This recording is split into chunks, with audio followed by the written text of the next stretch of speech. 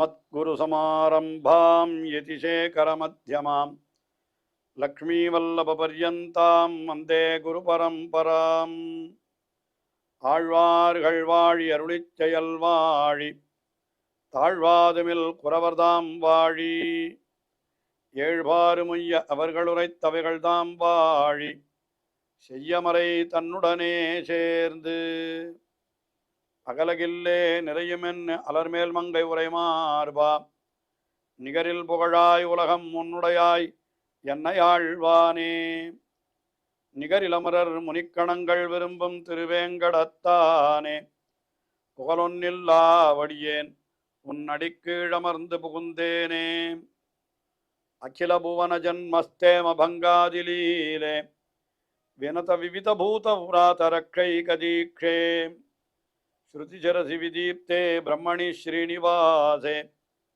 பவது மம பரஸ்மின் சேமுழி பக்திரூபா श्रीमान वेंकटनाथार्य कवितार्किक केसरी वेदांताचार्यवर्यो मे सन्निधत्तां सदा हृदि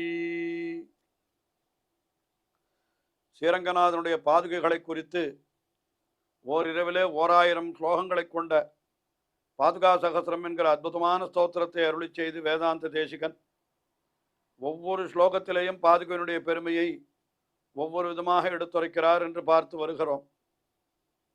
அதிலே இந்த 17வது பத்ததி பல பத்ததிகளாக பிரித்திருக்கிறார்.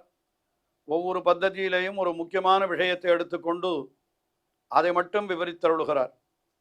அதில் இந்த 17வது பத்ததி பத்மராக பத்ததி என்று அமைந்திருக்கிறது. அதாவது பாதுகையிலே பதிக்கப்பட்டிருக்கிற பத்மராக கற்கள், சிவப்பு நிற கற்கள், அதனுடைய ஒளியை பற்றி மட்டும் பல ஸ்லோகங்களை அருளி செய்திருக்கிறார். அந்த ஸ்லோகங்களைத்தான் நாம் இப்பொழுது அனுபவித்து வருகிறோம். பாதுகா சகஸ்ரத்தினுடைய 608வது ஸ்லோகம். இந்த ஸ்லோகத்தில் என்ன தெரிவிக்கிறார் என்றால், அந்த எம்பெருமானுடைய திருவடிகளிலே இருக்கிற பாதுகை, அந்த பாதுகையிலே இருக்கக்கூடிய சிகப்பு ரத்தின கற்கள் அவைகள் எப்படி இருக்கின்றன, ஒரு சூரியனை போலே இருக்கின்றன என்கிறார். அதாவது சூரியன் என்கிறவன் வெளியிலே இருளை போக்குகிறான். இந்த பாதுகையானது நம்முடைய உள்ளிருளை போக்குகிறது, அகவிருளை போக்கி நமக்கு நல்ல ஞானத்தை கொடுக்கிறது. அதை போய் நாம் சேவித்தோமானால், பாதுகா தேவியை நாம் வணங்கினோமானால் அவள் நமக்கு நல்ல ஞானத்தை கொடுக்கிறாள். ஆகையினால இது ஒரு சூரியனை போலே என்பதாக இந்த ஸ்லோகத்திலே அருளி செய்கிறார்.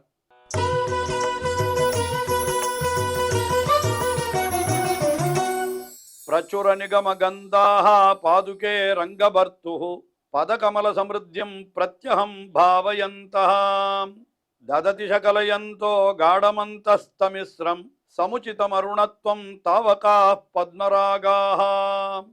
இந்த பாதுகையிலே பாதுகை என்கிறது எப்படிப்பட்டது என்று பார்த்தால் அதற்கு ஒரு விசேஷம் சொல்லுகிறார். பிரச்சுர நிகமகந்தாக என்னால் வேத வாசனைகளை உடைத்தாய் இருக்கிறது. அது சூரியனுக்கும் பொருத்தலாம், இதை பாதுகைக்கும் பொருத்தலாம். சூரியன் என்பவன் எப்படிப்பட்டவன் என்று சொன்னால் அவனும் வேத வாசனையை உடையவனாய் இருக்கிறான். ஏனென்றால் வேதங்களிலே அந்த சூரியனை பற்றி சத்யே நரசா வர்த்தமானோ நிவேஷயன்னு என்று சொல்லுகிற பொழுது இந்த சூரியனை பற்றி ஸ்லோகங்கள் இருக்கின்றன. அதாவது ரிக்குகள், வேதங்களிலே பல ரிக்குகள் இருக்கின்றன. அதெல்லாம் சூரியனை பற்றி கொண்டாடி சொல்லக்கூடிய பகுதிகள் பல இருக்கின்றன. அப்போ பிரச்சுர நிகம கந்தாகா என்று ஒரு விஷயம் சொன்னார். 2வது பாதுகைக்கும் சூரியனுக்கும் உண்டான ஒற்றுமை என்ன அப்படின்னு கேட்டா சொல்றார், கமலசபிருத்தியம் கமலசபிருத்தியம் பிரத்யகம் பாவயந்தः. கமல சமிருத்தியம் அதாவது தாமரை பூவை நன்றாக மலர்த்துகின்ற ஒரு காரியம், அதை யார் செய்கிறார்ன்னு கேட்டா அது சூரியன் தான் செய்கிறான். அதாவது முதல்ல சூரியனுக்கு உண்டான பொருளை பார்ப்போம், அப்புறம் இதை அப்படியே பாதுகைக்கு வைத்து பார்க்க வேணும். ஆக இது எப்படி இந்த ரங்கபர்த்துஹு பாதுகே, ரங்க பாதுகே என்று அந்த பாதுகையை விழித்து சொல்லுகிறார். இது பாதுகை எப்படி இருக்கிறது, முதல்ல சூரியன் எப்படி இருக்கிறான், பிரச்சுர நிகம கந்தாகா, வேத வாசனைகளை உடைத்தானவனாய் இருக்கிறான். கமல சமிருத்தியம் பிரத்யகம் பாவயந்தா, தினந்தோறும் நன்றாக கமலத்தினுடைய சமிருத்தி, அந்த மலர்ச்சியை நன்றாக உண்டாக்குகிறான் என்று அவனுக்கு அதையும் சொல்லலாம். அதற்கு மேலே இன்னும் என்ன பண்ணுகிறான் என்றால், காடம் அந்தஸ்தமிஸ்ரம் சகலயந்தோ தததி, என்னால் என்ன, தினந்தோறும் இருளை போக்குகிறவனாக இருக்கிறான். அஞ்ஞான, அதாவது இருட்டை நன்றாக கெட்டியாக இருட்டு, அந்த இருட்டை அவன் போக்குகின்ற சகலயந்தா, போக்கடிக்கிறவனாய் இருக்கிறான். இதெல்லாம் சூரியனுக்கு உண்டான ஒரு பெருமை. அதுக்கு மேலே அருணத்துவம் தாவகா பத்மராகாக, அவனுடைய அந்த சிவந்த நிற கிரணங்கள், அருணத்துவம், அருணத்துவம்னால் சிவந்த நிறத்திலே உள்ள தாவகாக பத்மராகாக, பத்மராகாக கிரணாக என்று சொல்லலாம். அப்படிப்பட்ட கிரணங்கள். இது என்ன பண்ண, சூரியனுக்கு சொல்லிவிட்டோம். சூரியன் வேதத்திலே சொல்லப்பட்டிருக்கிறான். தாமரை பூவை தினந்தோறும் மலர்த்துகிறான், இருட்டை அகற்றுகிறான் என்று பார்க்கிறோம். இதே விஷயம் பாதுகைக்கும் பொருந்துகிறது. என்ன காரணம்? பாதுகையிலையும் என்ன இருக்கிறதுன்னு கேட்டா, சமுச்சிதம் அருணத்துவம் தாவகா பத்மராகாக, பாதுகையிலும் பார்த்தால் என்ன இருக்கிறது? அந்த பத்மராக கற்கள், சிவப்பு நிற கற்கள் இருந்து கொண்டு அது சிவப்பு நிறத்திலே ஒளியை வெளியிடுகிறது. சூரியனை போலவே அதுவும் ஒளியிடுகிறது. அந்த பாதுகை எப்படி இருக்கிறதுன்னு கேட்டா, பிரச்சுர நிகம கந்தாகா, எபெருமானுடைய திருவடிகள் பாதுகை எல்லாம் வேதத்திலே கொண்டாடப்படுகின்றன. விஷ்ணோப்பதே பரமே மத்வ உத்ஸஹா என்று திருவடியை பற்றி வேதம் சொல்லுகிறது. அது ஒரு விஷயம். ரெண்டாவது பாதுகை என்ன பண்ணுகிறதுன்னா, சூரியனை சொல்ற பொழுது கமல சமிருத்தியம் பாவயந்தா என்று தாமரையை மலர்த்துகிறதுன்னு சொன்னோம். இங்கே என்னன்னு கேட்டா, ரங்கபர்த்துஹு பதகமல சமிருத்தியம் பிரத்யகம் பாவயந்தா, ஸ்ரீரங்கநாதனுடைய திருவடி தாமரைகளை தினந்தோறும் நன்றாக அது அதற்கு வேண்டிய சமிருத்தியை செய்கிறது, மலர்த்துகிறது. பாதுகை திருவடி தாமரையை, அது வெறும் தாமரையை மலர்த்துகிறது சூரியன். இந்த பாதுகை திருவடி தாமரையை மலர்த்துகிறது. அதுக்கு மேலே இன்னொரு விஷயம், சூரியன் என்ன பண்ணுகிறான்? இருளை போக்குகிறான்னு சொன்னோம். இது என்ன பண்ணுகிறது பாதுகை என்னால்? தததி சகலசயந்தா காடம் அந்தஸ்தமிஸ்ரம், அது வெறும் வெளியிருட்டைத்தான் போக்குகிறான் சூரியன். ஆனால் இந்த பாதுகையோ நம்முடைய உள்ளிருளாகிற அஞ்ஞானம், அறியாமையை போக்குகிறது. ஆயினால் சமுச்சிதம் ருணத்துவம் தாவகாக பத்மராகாக, இப்படிப்பட்ட ஒரு விஷயமானது மிகவும் தகுந்தது, நீ அடைந்திருக்கின்ற விஷயம் மிகவும் தகுந்தது என்று இந்த ஸ்லோகத்திலே அப்படி சூரியனுக்கும் பாதுகைக்கும் ஒரு ஒற்றுமை போலே சில விஷயங்களை இதிலே எடுத்து சொன்னார். அதற்கு அடுத்தபடியாக 609வது ஸ்லோகம். இந்த 609வது ஸ்லோகத்தில் என்ன சொல்லுகிறார்? பாதுகையிலே இழைத்திருக்கிற ரத்தினங்களுடைய காந்தி, அந்த தேஜஸ், ஒளி சிதறல்கள், அந்த பாதுகையை சேவிப்பதற்கு வந்து நிற்கிறார்கள் தேவஸ்திரீகள். அப்ப தேவஸ்திரீகள் மேலே இந்த ஒளி சிதறல்கள் படுகின்றன. அப்படி படுகிற பொழுது ஒவ்வொரு அவயவத்திலேயும் ஒரு விதமான சிறப்பை அந்த தேவஸ்திரீகளுக்கு உண்டாக்குகிறது. ஏன்னா இந்த சிகப்பு நிற கற்கள், அதனுடைய ஒளி தேவஸ்திரீகள் மேலே படுகிற பொழுது அந்த தேவஸ்திரீகளுக்கு பல சிறப்புகள் உண்டாகின்றன என்று அந்த விஷயத்தை இந்த 609வது ஸ்லோகத்திலே தெரிக்கிறார்.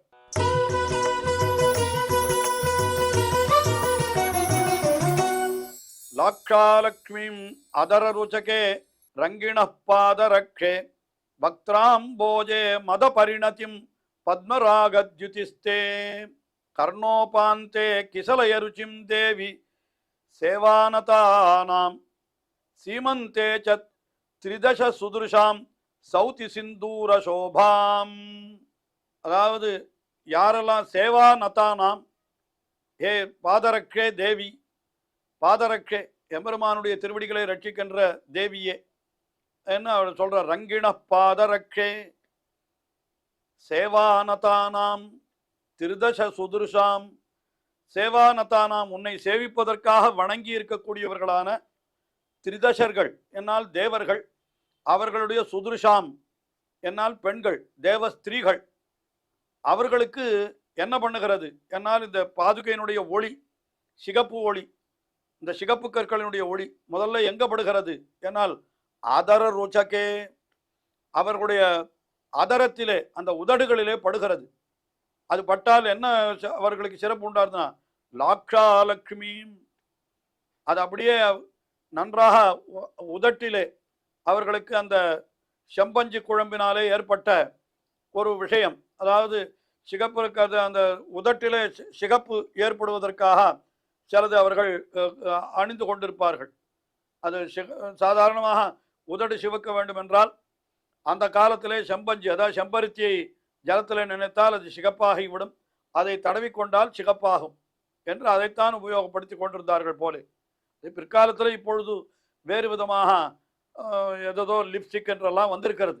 அதனால் அந்த காலத்தில் அவர்கள் உபயோகப்படுத்தினது, அதுக்கு லாக்ஷா என்று பெயர்.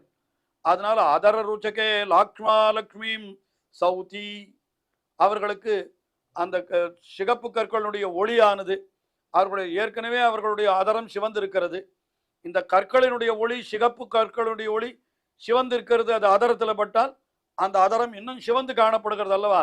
அதனால் அது அங்கே ஏதோ செம்பஞ்சு குழம்பை இட்டார் போல இருக்கிறது என்று அத்தை சொல்லுகிறார். அதுக்கு மேல இன்னொரு விஷயம் என்ன, வக்திராம்போஜே மத பரிணத்தும் பத்மராகத்யுதிஸ்தே. இரண்டாவதாக இன்னொரு விஷயம் என்ன சொல்லுகிறார் என்னால், மத பரிணதம் பக்திராம்போஜே, நல்ல தாமரை போன்ற அவர்களுடைய முகத்திலே அவர்களுக்கு என்ன ஆகும், மத பரிணத்தின், அதாவது தேனை பருகினால் அல்லது மதுவை பருகினால். மது என்கிற சொல்லானது இரண்டு விதமாகவும் பொருள் கொள்ளலாம். வெறும் மதுன்னா தேனுக்கும் மதுன்னு தான் பேர். ஆனால் இந்த இன்னொரு விஷயம் சொல்லுகிறார்கள் அல்லவா, கள் முதலான வஸ்துக்கள், அதற்கும் மது என்று தான் பெயர் சம்ஸ்கிருதத்தில். அது நன்னா சாப்பிட்டா என்ன ஆகுமா, அப்படியே முகமெல்லாம் சிவந்து காணப்படுமா, கள்ளை குடித்தால் முகம் சிவந்து காணப்படும். இப்போ இந்த சிவந்த கற்களினுடைய ஒளி அவர்களுடைய முகத்திலே பட்டால், உதட்டிலே பட்டால் உதட்டிலே சாயம் பூசினார் போல இருக்கிறது, முகத்திலே பட்டால் முகத்திற்கு ஒரு சிவப்பை உண்டாக்குகிறது. அது எப்படின்னா மத பரிணத்தின், கள் குடித்தவர்களுடைய முகம் போலே அப்படி ஆகிறது என்று ஒரு விஷயம் சொன்னார். அதுக்கு மேலே கர்ணோபாந்தே கிசலைய ருச்சிம், காதுகளிலே இந்த ஒளி படுகிற பொழுது என்ன ஆகிறது, இந்த காதுகளிலே அலங்காரமாக பூக்களை வைத்து கொண்டிருப்பார்களாம். அந்த பூக்களை போலே இந்த ஒளி, அந்த சிகப்பு கற்களுடைய ஒளி இருக்கிறது என்று சொன்னார். அதற்கு மேலே சீமந்தே என்ன, சிந்தூர சோபாம், சீமந்தம் என்னால் இந்த வகுட்டினுடைய நுனி, தலை வகுட்டினுடைய நுனி, இந்த இடம், அதுல படுகிற பொழுது அந்த சிகப்பு நிறம் அங்கே படுகிற பொழுது என்ன ஆகிறது, அந்த பெண்கள் எல்லாம் மணமானவர்கள் அந்த தலையிலே அந்த வகுட்டினுடைய நடுவிலே சிந்தூரம், குங்குமம் முதலானது இட்டுக்கொள்வார்கள் அல்லவா, அணிந்து கொள்வார்கள் அல்லவா. இப்போ இந்த ஒளிப்பட்டு அது சிந்தூரம் போலே அங்கே இருக்கிறது என்று இப்படி ஒவ்வொரு இடத்துல படுகிற பொழுது ஓரொரு அழகை அந்த பெண்களுக்கு இந்த சிகப்பு கற்களினுடைய ஒளியானது உண்டாக்குகிறது என்று இப்படி இந்த ஸ்லோகத்திலே அனுபவித்தார். அடுத்தபடியாக 610வது ஸ்லோகம், இதுதான் இந்த பத்ததியினுடைய நிறைவு ஸ்லோகம். அதாவது பத்மராக பத்ததி என்று ஆரம்பித்து ஒரு 30 ஸ்லோகங்கள் அருளி செய்திருக்கிறார். இது 30வது ஸ்லோகம். அது அதாவது பத்மராகம் சிகப்பு கற்களினுடைய ஒளியை மட்டும் தெரிவிக்கக்கூடிய ஒரு பத்ததி அல்லவா இது. அதில் இந்த 610வது ஸ்லோகம் இந்த பத்மராக பத்ததியினுடைய நிறைவாக அமைகிறது.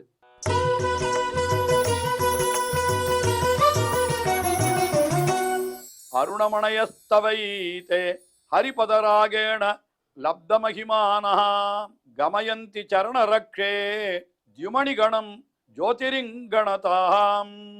அருணமணையா தவைத்தே, அருணமணி என்னால் என்ன, சிவந்த கற்கள், அந்த பத்மராக கற்கள், அதெல்லாம் என்ன பண்ணுகிறது என்றால் அது சொல்லுகிறார் என்ன, தவைத்தே ஹரிபதராகேண லப்தமரிமானஹா, என்னால் ஹரிபத ராகம் எம்பெருமானுடைய திருவடியில இருக்கிறபடியினாலே, அது அதாவது ஏற்கனவே எம்பெருமானுடைய திருவடி சிவந்திருக்கிறது. இதே போன்ற அர்த்தமானது இன்னொரு இடத்துலையும் சொல்லப்பட்டிருக்கிறது. ஏற்கனவே எம்பெருமானுடைய திருவடி சிவந்திருக்கிறது. திருவடியில் ஹரிபதராகேண லப்த, ஏற்கனவே எம்பெருமானுடைய திருவடி சிவந்திருக்கிறபடினாலே அந்த திருவடி உள்ளங்கால் அதனுடைய சிவப்பு இந்த பத்மராக கற்கள் மேலே வந்து விழுகிறது. இந்த பத்மராக கற்களும் நல்ல சிவந்த பிரகாசத்தை உடையதாக இருக்கிறது. இப்போ 2 சிவப்பு சேர்ந்து இருக்கிறது இந்த இடத்துல. ஹரிபதராகேண லப்த மகிமானா, எம்பெருமானுடைய திருவடியை, அந்த திருவடியினுடைய சிவப்பை பெற்றிருக்கிறபடியினாலே இது என்ன ஆகிறது? சரணரக்ஷே, ஏ சரணரக்ஷே, நீ என்ன பண்ணுகிறாய் தெரியுமா? தியுமணி கணம் ஜோதிரிங்கணதாம் கமயந்தி. தியுமணி என்னால் என்ன? ஆகாசத்தில் இருக்கிற சூரியன். தியுமணி கணம் என்று சொன்னால் சூரிய கூட்டங்கள். அந்த சூரிய கூட்டங்களை கூட ஜோதிரிங்கணதாம் கமயந்தி, மின்மினி பூச்சி போல ஆக்கி விடுகிறது. அதாவது என்ன? பாதுகையினுடைய ஒளியின் முன்னாலே சூரியன் கூட ஒரு மின்மினி பூச்சி போலே ஒளி அற்றவனாக, அவ்வளவு ஒளி பாதுகைக்கு ஏற்படுகிறதான். என்ன காரணம்? ஏற்கனவே பாதுகையில பத்மராக கல் நல்ல சிவந்த நிறத்தை உடையதாக இருக்கிறது.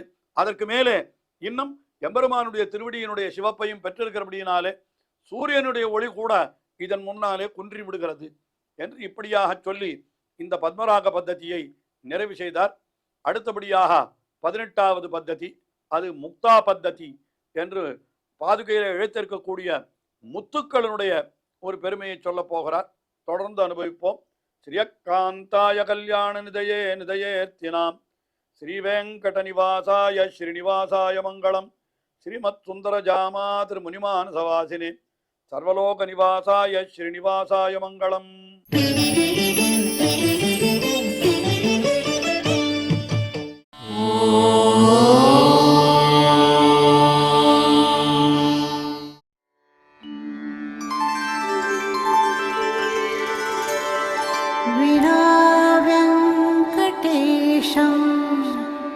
ननाथो ननाथः सदा वेङ्कटेशं स्मरामि स्मरामि.